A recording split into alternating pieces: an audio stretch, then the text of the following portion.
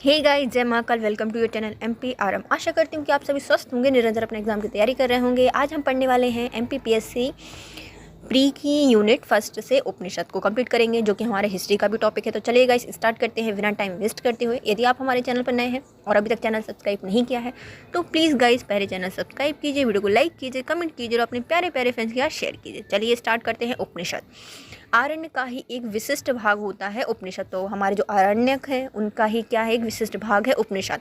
वैदिक साहित्य के जो अंतिम भाग में परिणित होने के कारण इसे वेदांत कहते हैं। तो जो वैदिक साहित्य है उसके अंतिम भाग होने के कारण इसको क्या कहा जाता है, वेदांत कहा जाता है।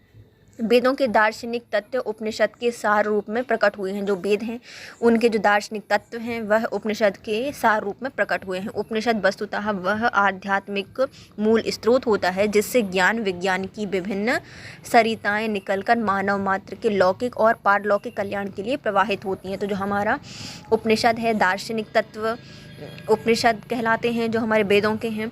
और जो उपनिषद हैं वह मुख्यतः क्या है, आध्यात्मिक मूल स्रोत होता है इनका।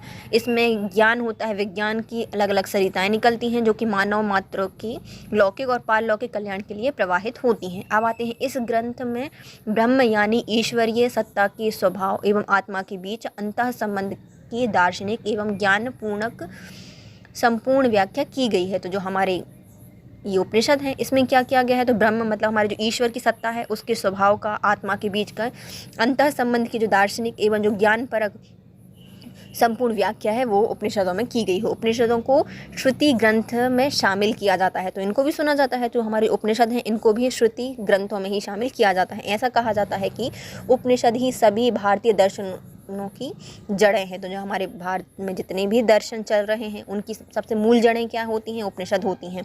फिर चाहे वेदांत हो, सांख्य हो, जैन या फिर बौद्ध ही क्यों ना हो। हालांकि उपनिषद को समझ पाना आसान नहीं है क्योंकि इसमें परम ज्ञान, परम विद्या और इस लोक की परिधि से बाहर की बातें की गई हैं। तो इसलिए नॉर्मल इंसान के लिए आसान नहीं है इसको समझना। क्यों? क्योंकि इसमें परम ज्ञान है, परम विद्या है और जो हमारे लोक की तो सही बाहर की भी बातें दी गई हैं। इसमें संसार के गुण ज्ञान निहित होते हैं।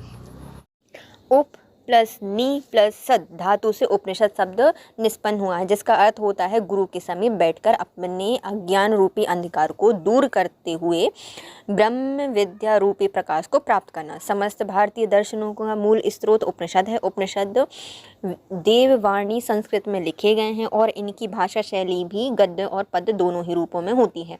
उपनिषद में गुरु शिष्य के बीच संवाद को प्रकट किया गया है, जिसमें शिष्य अपने गुरु से अपनी जिज्ञासाओं को पूछ रहे हैं और गुरु अपने शिष्य अपनी शिक्षा से उनकी जिज्ञासाओं का समाधान कर रहे हैं। जैसे कि गुरु ने अपने शिष्य को सभी शंकाओं को सिद्धांतों के रूप में दूर किया है। तो इसे क्या कहा जाता है, उपनिषद मतलब अपने गुरु के समीप बैठकर ज्ञान प्राप्त करना, अपने अंधकार रूपी अज्ञान को हटाना और ज्ञान प्राप्त करना। इसमें क्या होंगे, जो शिष्य होंगे वो क्या करते हैं, कुछ अपनी शंकाएं पूछते हैं, जिज्ञासाओं को पूछते हैं। और जो शिष्य होते हैं उनकी जो जिज्ञासाएं होती हैं उनको गुरु कैसे दूर करते हैं, अपने ज्ञान के आधार पर करते हैं। ये गद्य और पद्य दोनों में ही लिखा गया, मतलब कभी गा के बता देंगे, कभी पढ़ के बता देंगे।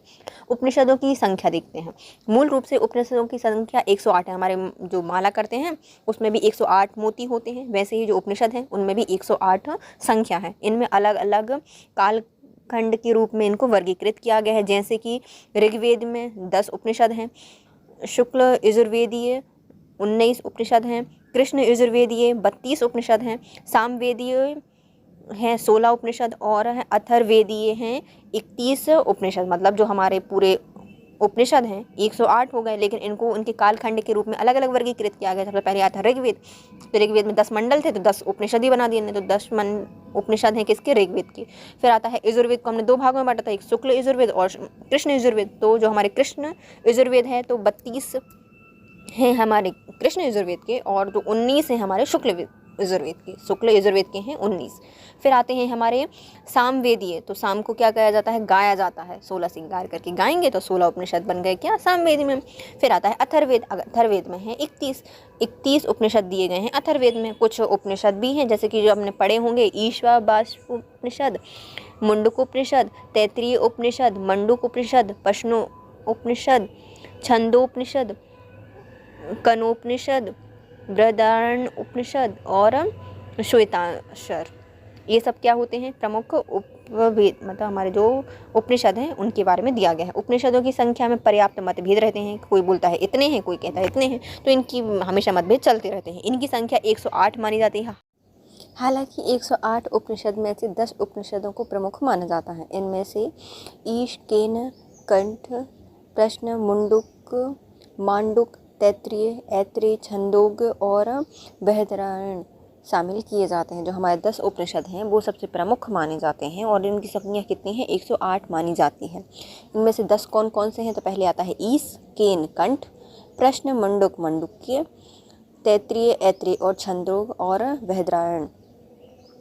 आदि गुरु शंकराचार्य ने इन्हीं 10 उपनिषदों पर अपना भाष्य दिया है। सत्यमेव जयते मंडूकोपनिषद से लिया गया है। वैसे कुछ विद्वान कौशिकी और श्वेताश्वतर की भी प्रमुख उपनिषदों में गणना करते हैं। हालांकि कुछ उपनिषद हैं जो कि वेदों की संहिता का अंश माने जाते हैं। इसके अतिरिक्त जो कौशिकी और जो मैत्रेयी हैं उपनिषद है उनको प्रमुख माना जाता है।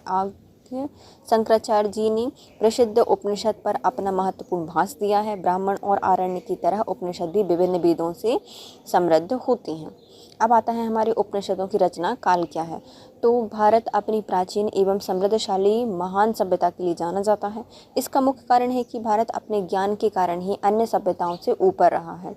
भारत के ज्ञान का स्रोत यहाँ के महान ऋषि मुनियों द्वारा रचे गए धार्मिक ग्रंथ और वेद शास्त्र हैं और उपनिषद भी इन्हीं का एक हिस्सा हैं। यूँ तो इतिहासकारों के बीच में ये मतभेद है कि उपनिषदों की रचना कब हुई, लेकिन प्रसिद्ध इतिहासकार मैक्स मूलर ने इसकी रचना का कालखंड 600 से 400 ईसा पूर्व बताया है।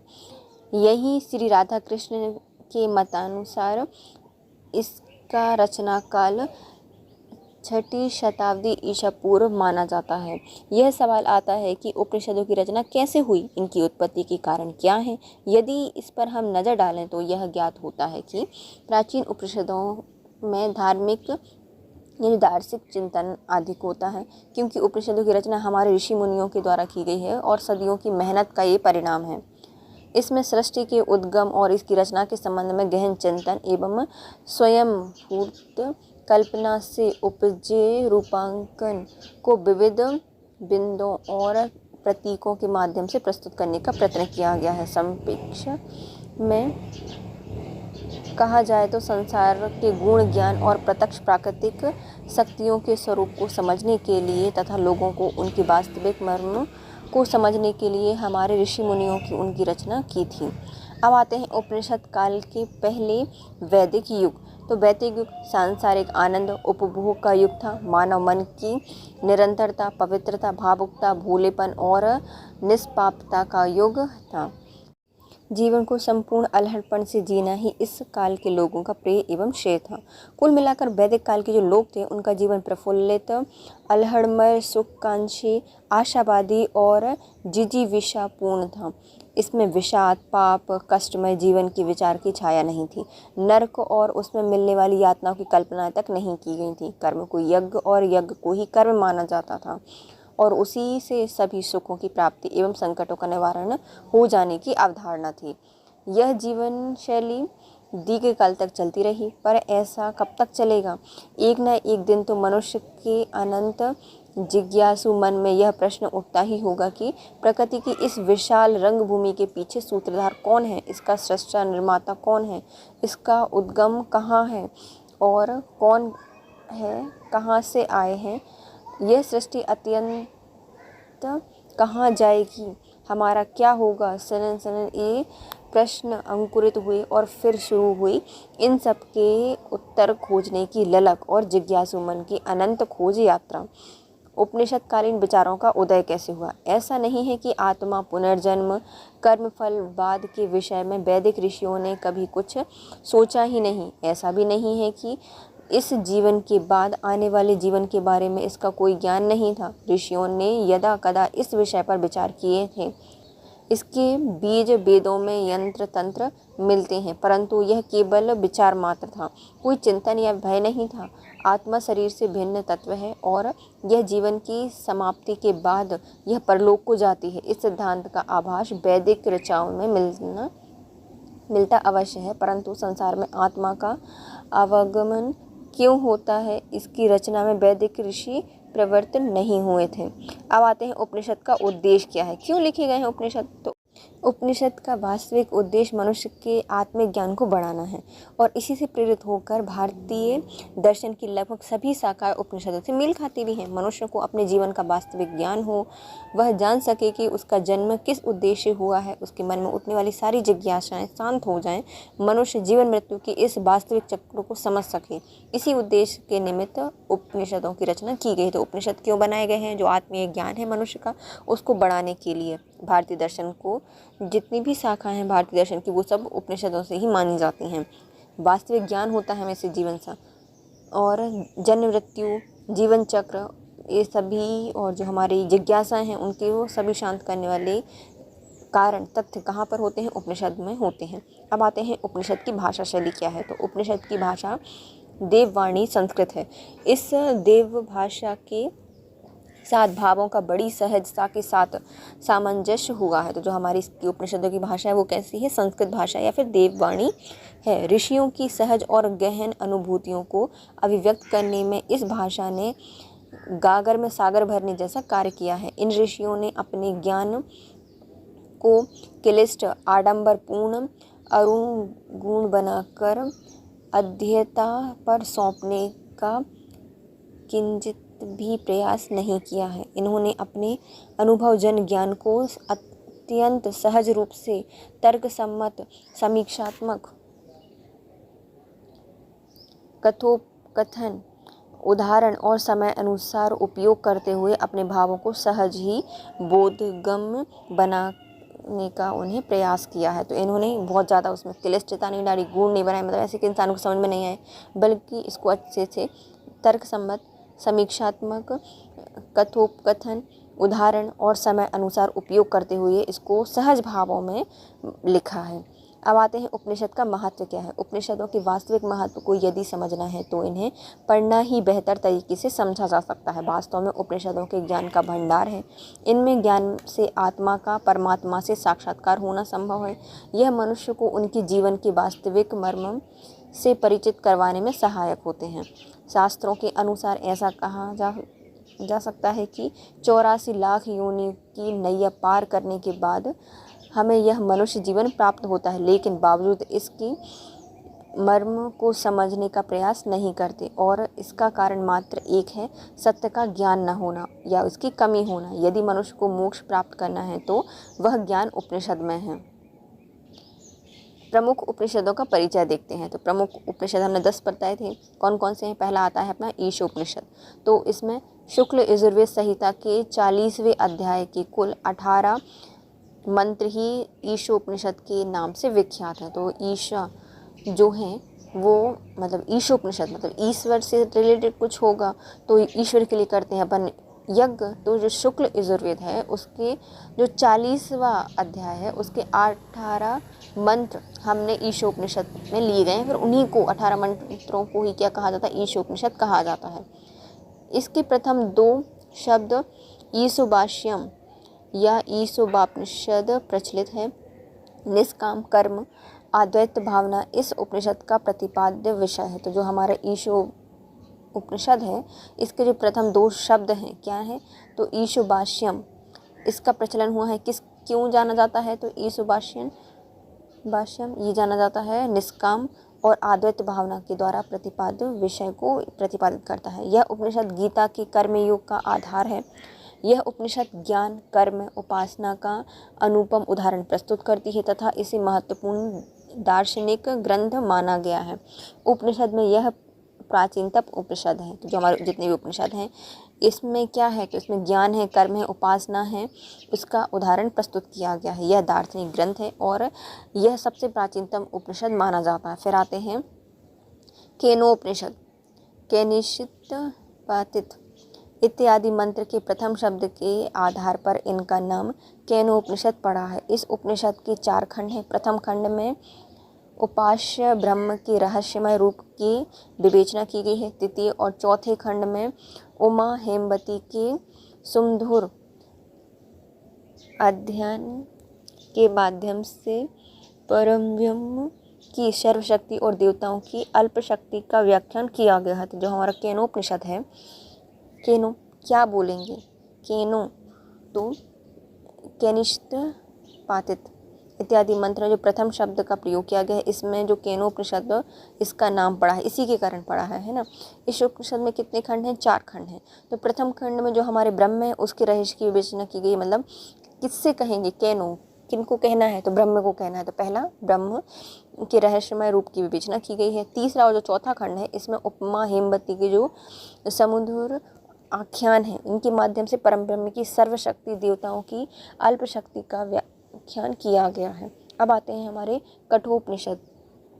यम नचिकेतन के संवाद के रूप में गठित कठोपनिषद कृष्ण यजुर्वेद की कंठ शाखा से समृद्ध है। इसमें 2 अध्याय हैं। यम नचिकेता के मार्मिक कठोपनिषद कथन द्वारा ऐहिक जगत की नाशवर तथा ईश्वर की निरंतरता का निरूपण करते हुए, तो संपरित्य विविनिक्त धीरः के द्वारा श्रेय भूमि का कल्याणकारी मार्ग के अनुसरण इसके उपदेश हैं। इस उपनिषद में श्रेय एवं प्रेय का दिग्दर्शन कराते हुए श्रेय मार्ग को श्रेष्ठ बतलाया गया है। तो जो कठोपनिषद है, यह यम और नचिकेता के संवाद के रूप में गठित कठोपनिषद कृष्ण यजुर्वेद की कंठ शाखा से समृद्ध है। इसमें 2 अध्याय दिए गए हैं। इसमें यम और जो नचिकेता है उनके मार्मिक कंठोप कथन का ऐहिक जगत की नाशवर और ब्रह्म की निरंतरता का निरूपण करते हुए, तो संपारित्य विविनिक्त धीरा के द्वारा श्रेय जो हमारे जीवन के कल्याणकारी मार्ग हैं उनका अनुसरण करते हुए इसमें उपदेश दिए गए हैं। इस उपनिषद में श्रेय और प्रेय का दिग्दर्शन करते हुए श्रेय मार्ग को श्रेष्ठ बताया गया है। अब आता है हमारा प्रश्नोपनिषद। अथर्ववेद की जो पेपलाद शाखा से समृद्ध प्रश्नोत्तर शैली में होने के कारण इससे प्रश्नोत्तर नाम से विख्यात है। इसमें ब्रह्म विद्या के अन्वेषण से संबंधित 6 प्रश्नों का समाधान किया गया है। इन प्रश्नों के उत्तर के अध्याय से या आध्यात्मिकता की समस्त समस्याओं की विवेचना बड़ी सुंदरता गंभीरता से किया गया है। निष्कर्म महर्षि ने अक्षर ब्रह्म को ही जगत का आधार बताया। तो जो हमारे प्रश्नोपनिषद है, मतलब इसमें क्या होंगे, प्रश्न होंगे। कितने प्रश्न दिए गए हैं, तो इसमें दिए गए हैं कुल 6 प्रश्न दिए गए हैं। उनके समाधान करते हुए उनके उत्तर में ही हमें आध्यात्मिक की समस्त समस्याओं की विवेचना मिल जाती है। और इसमें इसका जो निष्कर्ष है वो क्या है, महर्षियों ने अक्षर ब्रह्म को ही जगत का आधार बताया है। अब आता है मुंडोपनिषद। यह उपनिषद अथर्ववेद से समृद्ध है। इसमें 3 मुंडक या 6 खंड हैं। इन उपनिषद में ब्रह्म द्वारा अपने ज्येष्ठ पुत्र अथर्वा को ब्रह्म विद्या का उपदेश दिया गया है। इसमें याज्ञिक अनुष्ठान और कर्म कांड की हीनता का प्रतिपादन करते हुए ब्रह्म ज्ञान की श्रेष्ठता सिद्ध होती है। सांख्य और वेदांत के सिद्धांत भी इस उपनिषद से प्रभावित होते हैं।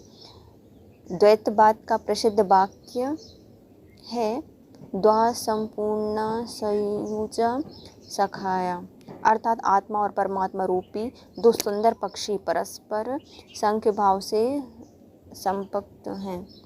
इन्हीं उपनिषदों में सन्निहित है। तो जो हमारे मुंडकोपनिषद है, इसमें क्या है, 3 मुंडक और 6 खंड हैं इसमें ब्रह्म द्वारा अपने ज्येष्ठ पुत्र अथर्वा को ब्रह्म विद्या का उपदेश दिया गया है और याज्ञिक अनुष्ठान और कर्मकांड की हीनता का प्रतिपादन करते हुए ब्रह्म ज्ञान की श्रेष्ठता सिद्ध की गई है।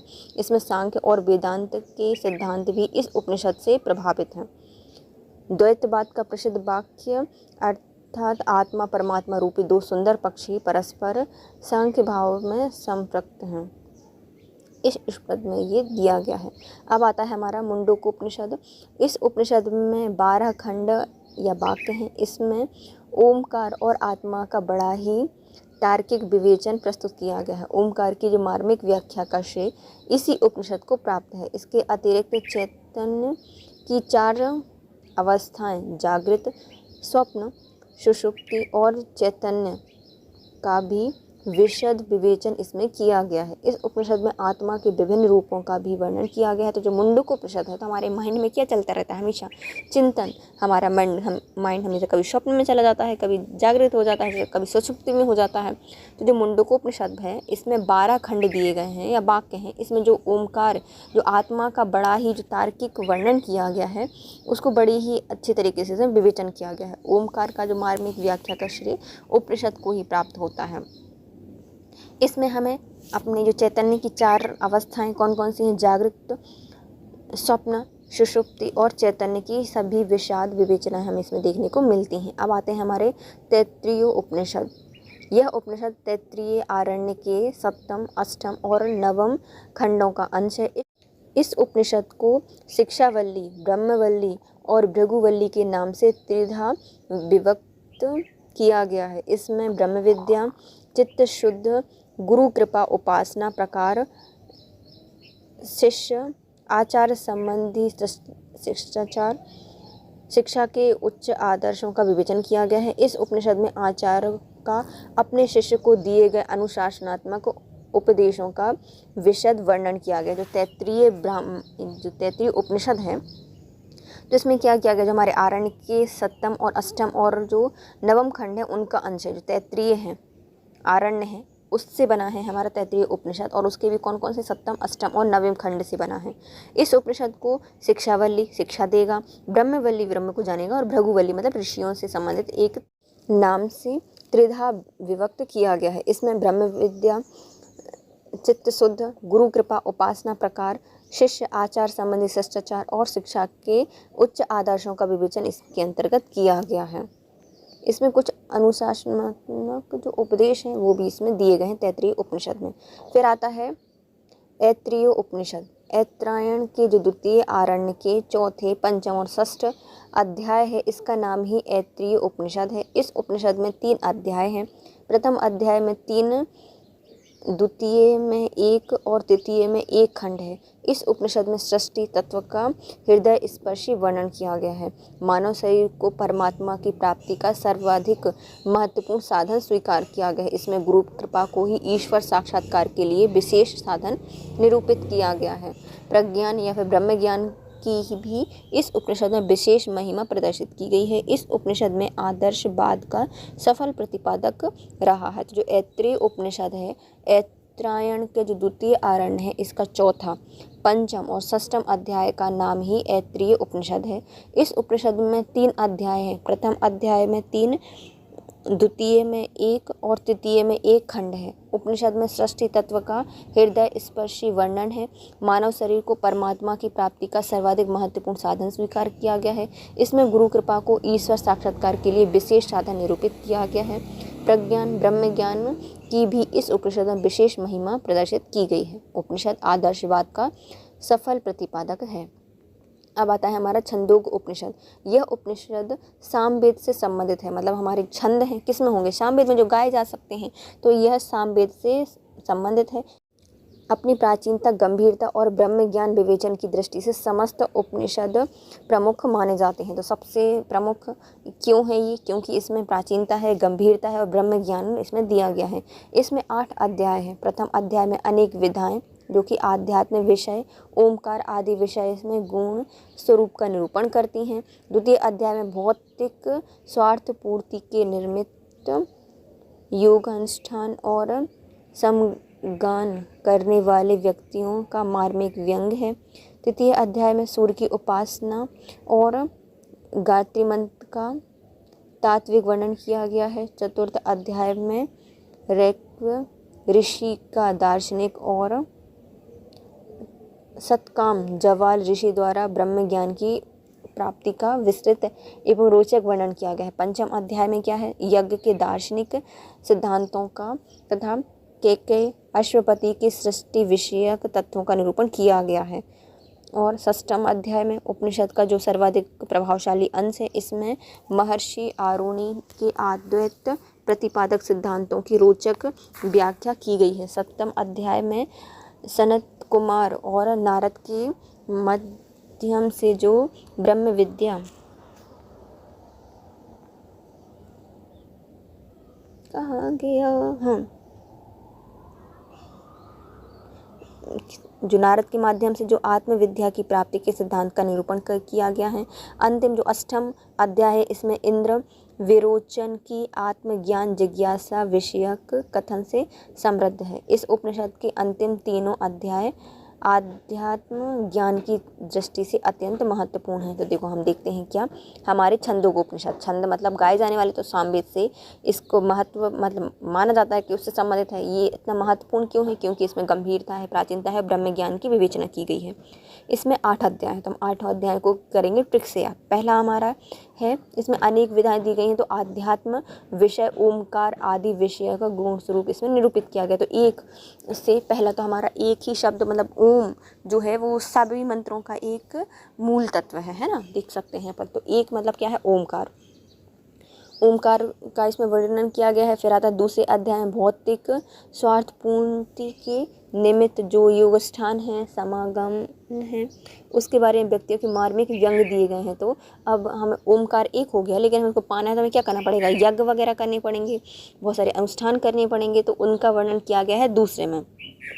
तीसरे अध्याय में सूर्य की उपासना गायत्री मंत्र का तार्किक वर्णन किया गया है तीसरे में। तो जो हमारी पूरी पृथ्वी है उसको चारों तरफ से, हाँ तीनों तरफ से समझ सकते हैं। तीन तरफ से कौन घेर के रखा है? सूर्य घेर के रखा है। 3 मतलब हमारे सूर्य की उपासना गायत्री मंत्र का तार्किक वर्णन इसमें किया गया है। चतुर्थ अध्याय है, उसमें रैक्व ऋषि का दार्शनिक तथ्य और सतकाम जवाली ऋषि द्वारा ब्रह्म ज्ञान की प्राप्ति का विस्तृत एवं रोचक वर्णन किया गया है। तो चौथे में लगाएंगे हम ब्रेक, तो हो जाएगा रैक्व ऋषि का जो दार्शनिक तथ्य है और सतकाम जवाल ऋषि हैं उनके द्वारा जो ब्रह्म ज्ञान की प्राप्ति है उसका वर्णन किया गया है चौथे में, है ना। चतुर्थ में किया गया है रैक्व ऋषि का दार्शनिक और सतकाम जवाल ऋषि द्वारा ब्रह्म ज्ञान की प्राप्ति का वर्णन इसमें किया गया है। पंचम अध्याय में यज्ञ के दार्शनिक सिद्धांत तथा कैकय अश्वपति के सृष्टि विषयक तत्वों का निरूपण इसमें किया गया है। 5 तत्व, तो हमें जो कि दार्शनिक सिद्धांत बताएंगे, 5 तत्वों के बारे में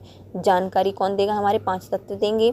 तो दार्शनिक तत्व या दार्शनिक सिद्धांत हमारे 5वें अध्याय में दिए गए हैं, और इसमें जो कैकय और अश्वपति है उसके सृष्टि विषयक तत्वों का निरूपण भी किया गया है। फिर आता है षष्ठ अध्याय।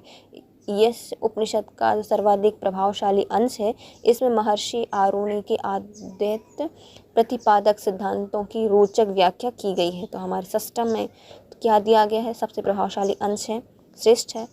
इसमें जो हमारे महर्षि आरुणि हैं उनके अद्वैत प्रतिपादन का वर्णन किया गया है। अष्टम में अद्वैत प्रतिपादन किया गया है किसके द्वारा? आरुणि के द्वारा। फिर आते हैं हमारा सप्तम अध्याय, सप्तम। इसमें जो सनत कुमार हैं नारद के मध्य आत्मविद्या की प्राप्ति है। तो 7 से सप्तम जो सनत कुमार हैं, सप्तम सनत कुमार नारद के मध्य जो आत्मविद्या की प्राप्ति का सिद्धांत है उसका निरूपण किया गया है। अंतिम जो है हमारा अष्टम, उसमें इंद्र और उसके विरोचन की आत्मज्ञान जिज्ञासा विषयक कथन से समृद्ध है। तो जो 8वां है उसमें क्या है? हमारे जो इंद्र हैं उनसे संबंधित विषय इसमें दिए गए हैं। इस उपनिषद का अंतिम 3 अध्याय हैं आध्यात्मिक ज्ञान की दृष्टि से अत्यंत महत्वपूर्ण हैं। अंतिम 3 अध्याय हैं वो किससे? जो आध्यात्मिक ज्ञान है उसकी दृष्टि से अत्यंत महत्वपूर्ण है। अब आते हैं हमारे बृहदारण्योपनिषद। यह उपनिषद आकार की दृष्टि से जितना बड़ा है उतना ही तत्व ज्ञान की विवेचन में अत्यंत गुण एवं प्रमाणिक है। इस उपनिषद के दार्शनिक केंद्र बिंदु महर्षि याज्ञवल्क्य हैं। इनकी उदात्त आध्यात्मिक शिक्षा से यह उपनिषद पूर्णतः अपलवित है। इसमें 6 अध्याय हैं। प्रथम अध्याय में प्राण की श्रेष्ठता है और सृष्टि विषयक सिद्धांत दिए गए। देखो हमारा जो बृहदारण्यक उपनिषद है मतलब बहुत बृहद होगा, तो इसमें बहुत बड़ा है, इसका आकार बड़ा है, इसलिए इसका नाम क्या है? बृहदारण्योपनिषद है। इतना ही इसका जो तत्व ज्ञान है वो भी बहुत ज़्यादा अत्यंत थोड़ा सा गुण और प्रमाणिक भी मिलता है। उपनिषद में जो दार्शनिक केंद्र बिंदु है वो क्या है? हमारे याज्ञवल्क्य जी हैं। इनकी जो उद्यत आध्यात्मिक शिक्षा है इससे ही जो उपनिषद है वह पूरा लिखा गया है। इसमें 6 अध्याय हैं। तो ब्रह्म बृहद है, बिल्कुल एकदम छिन्न भिन्न नहीं किया जा सकता, बहुत छोटे छोटे से अध्याय से मिलकर बना है। तो कितने अध्याय हैं? 6 अध्याय हैं। प्रथम अध्याय में हमारी प्राण की जो श्रेष्ठता है, सृष्टि के विषय सिद्धांत है उनका वर्णन किया गया है। तो प्राण एक है, जैसे हमारा ओमकार एक था ऐसे ही हमारा प्राण क्या है? एक है। तो उस के बारे में और जो सृष्टि विषयक सिद्धांत है उसके बारे में वर्णन किया गया हमारे प्रथम अध्याय में। द्वितीय अध्याय में यज्ञ और अजातशत्रु का रोचक संवाद है। जो हमारे दूसरा अध्याय है इसमें यज्ञ एवं अजातशत्रु का रोचक संवाद है। इसी अध्याय में महर्षि याज्ञवल्क्य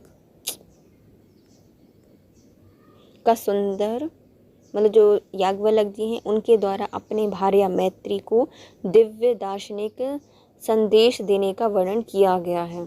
तो देखो जो दूसरा है, तो पहले में हमारा क्या हो गया, प्राण की श्रेष्ठता बता दी, सृष्टि की विषय सिद्धांत बता दिए। अब आता है दूसरा, तो दूसरे में हम किसी दूसरे को ज्ञान देंगे। तो किसको दिए गए हैं, तो याज्ञ तथा अजातशत्रु का रोचक संवाद है। दो हैं इसमें, याज्ञ और अजातशत्रु के बीच की बात दी गई है इसमें। इसी अध्याय में जो हमारे महर्षि याज्ञवल्क्य जी हैं उन्होंने अपनी भार्या जो उनकी मैत्रिणी को क्या दिया गया है, दिव्य दार्शनिक संदेश दिए हैं। तृतीय और चौथे अध्याय में जनक और याज्ञवल्क्य का सुंदर संवाद है। चौथे में और तीसरे में क्या है, जो जनक हैं उनके और याज्ञवल्क्य जी के बीच का सुंदर संवाद दिया गया है। पंचम में हमारे नीति, सृष्टि, परलोक विषयक तथ्यों को उद्धृत किया गया है। तो जो हमारे पांचवा है इसमें क्या है, तो हमारे 5 नीति, सृष्टि, परलोक विषयक जो तत्व हैं उनका वर्णन किया गया है हमारे पंचम अध्याय में। षष्ठम अध्याय में प्रवहन, जैवली और श्वेत केतु अरुणीय का दार्शनिक संवाद वर्णित किया गया है। जो हमारा पंचम अध्याय है इसमें नीति, सृष्टि, परलोक विषय तथ्य इसमें दिए गए हैं। और षष्ठम छठवा जो है इसमें क्या दिए गए हैं, जो हमारे प्रवाह, जैवली, श्वेत केतु, अरुण्य का दार्शनिक संवाद इसमें वर्णित किया गया है। यह उपनिषद याज्ञवल्क्य के तत्व ज्ञान का सर्वाधिक महत्वपूर्ण ग्रंथ है। तो जो हमारे याज्ञवल्क्य जी के तत्व ज्ञान का सार है वो क्या है, हमारा ये बृहदोपनिषद है। नेक्स्ट आता है हमारा कैवल्य उपनिषद। यह उपनिषद 28 मंत्रों से निर्विद्ध है। इसमें कैवल्य प्राप्ति के लिए साधना को महत्व प्रदान किया गया है। इसमें आत्मनियंत्रण के लिए आत्मचिंतन को ही आधार बनाया गया है। महावाक्य के द्वारा शिव को परम तत्व के रूप में निरूपित किया गया है। तो केवल शिव ही हैं, तो हमारे शिव को परम तत्व के रूप में निरूपित किया गया है किसमें, कैवल्य उपनिषद में। उपनिषद इस जो कैवल्य उपनिषद है इसमें 28 मंत्र निर्विद्ध किए गए हैं। इसमें कैवल्य प्राप्ति जो हमारे होती है ना मोक्ष प्राप्ति की साधनाओं का वर्णन इसमें किया गया है। इसमें आत्मनियंत्रण के लिए आत्मचिंतन को ही आधार बनाया गया। यदि खुद पर नियंत्रण करना है तो पहले खुद को क्या करना पड़ेगा, खुद पर चिंतन करना पड़ेगा। और इसमें हमारे जो परम तत्व हैं वो कौन बताए गए हैं, शिव को बताया गया है। अब आते हैं हमारे श्वेताश्वत्रोपनिषद। इस उपनिषद में शिव सिद्धांत का प्रतिपादन किया गया है। इसमें 6 अध्याय हैं।